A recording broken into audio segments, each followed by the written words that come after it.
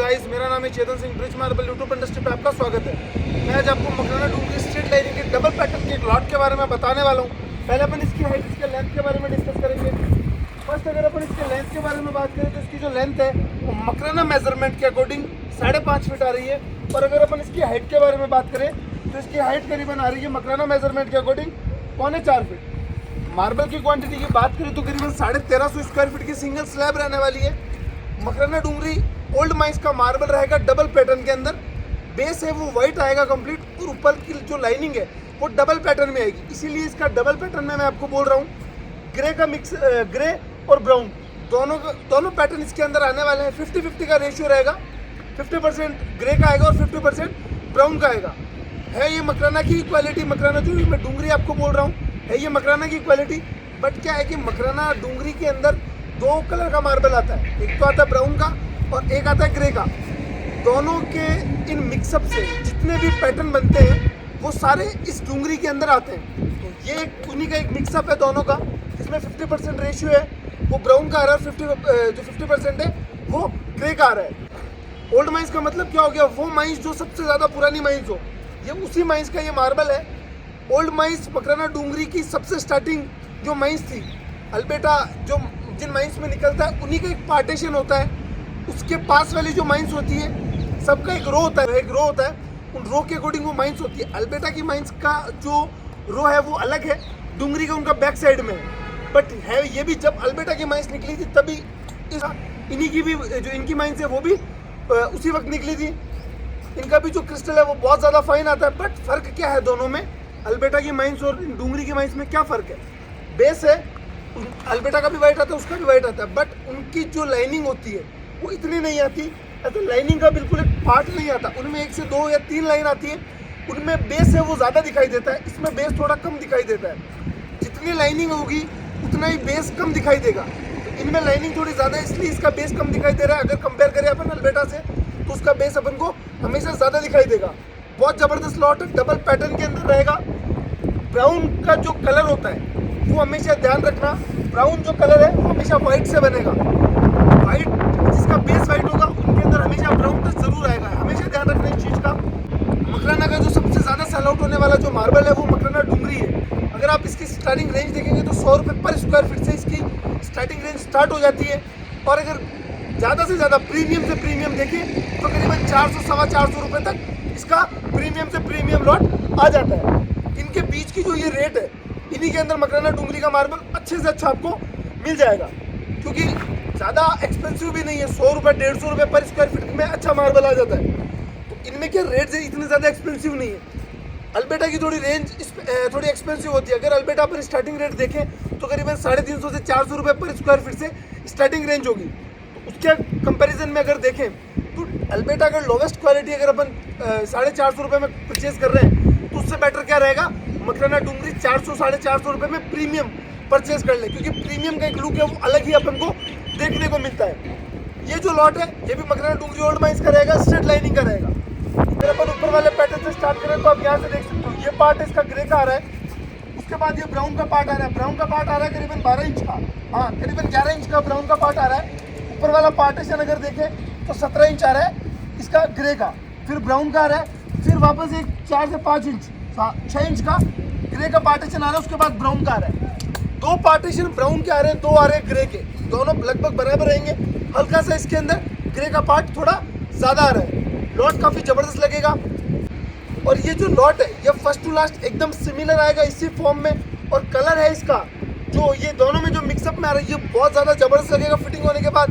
तो पहले अपन क्या करते हैं, अगर अपन को इसका ओरिजिनल में कलर देखना है, ये जो इसका कलर है ये ओरिजिनल कलर नहीं है। इसका ओरिजिनल में कलर देखने के लिए अपन को क्या करना होगा, इसके ऊपर पानी डालना होगा। पानी क्यों डालना है? क्योंकि मकराना का जो मार्बल है वो हमेशा विदाउट पॉलिश का ही हम दिखाते हैं। पॉलिश जो आउट ऑफ मकराना का जो मार्बल होता है उन पे पॉलिश करवा के रखते हैं। बट मकराना की क्वालिटी का यही खासियत होती है कि इन पे पहले पॉलिश हम करवा के नहीं देते। पहले आप फिटिंग करोगे उसके बाद पॉलिश होगी। पर अपन को अगर पॉलिश हुए का लुक देखना है, क्योंकि पॉलिश होने के बाद ये मार्बल इस कलर का नहीं दिखेगा, इसका कलर थोड़ा चेंज होगा। तो अगर पॉलिश होने के बाद ये मार्बल किस टाइप का दिखेगा, अगर वो आपको देखना है तो पहले अपन इसमें पानी डालेंगे। पानी डालने से इसकी जो लाइनिंग है वो आपको बिल्कुल साफ दिखाई देगी।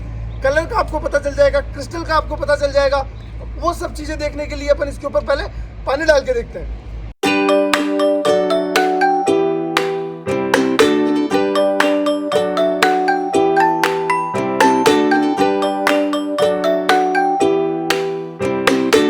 इसी के साथ आप देख सकते हैं मैंने इस लॉट के ऊपर पानी डाला है। पानी डालने के बाद इसका कलर है वो कंप्लीट चेंज हो गया। पैटर्न आपको बिल्कुल साफ दिखाई दे रहा है, कितना परसेंट ग्रे का आ रहा है और कितना ब्राउन का आ रहा है। लॉट है वो फर्स्ट टू लास्ट सिमिलर रहेगा क्योंकि स्ट्रेट लाइनिंग का मार्बल है, बहुत जबरदस्त में ग्लेज रहने वाला है और क्रिस्टल बहुत ज़्यादा फाइन रहेगा। जितना क्रिस्टल फाइन होगा उतना ही पॉलिश ज़्यादा आने वाला है। फाइन क्रिस्टल है ये, इसीलिए पानी डालने पे भी इतना ज़्यादा शाइन कर। अगर आप इस पे मकराना पे जो डायमंड पॉलिश होती है वो अगर आप करवाएंगे तो ये इससे भी कई गुना ज़्यादा शाइन करेगा। 5.5 पौने 4 का रेगुलर साइज का रहने वाला है ये लॉट।